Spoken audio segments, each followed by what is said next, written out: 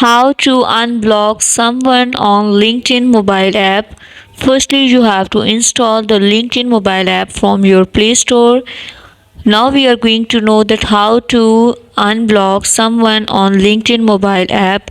All these procedures will be same on your Android as well as on iPhone. Firstly, you have to open the LinkedIn mobile app. Now you can see at the top there is a profile. Click on view profile here. You can see, and you have to come back and profile. Click on settings here.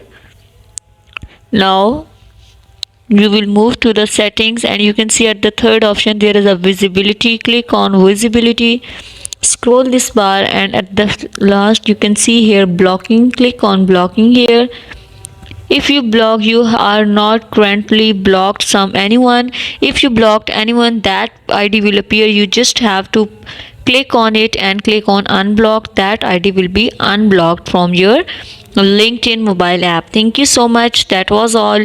Please consider showing your support by commenting, liking, sharing and subscribing to our channel for more valuable content in the future. Your engagement is highly appreciated. I wish you very good luck. Thanks.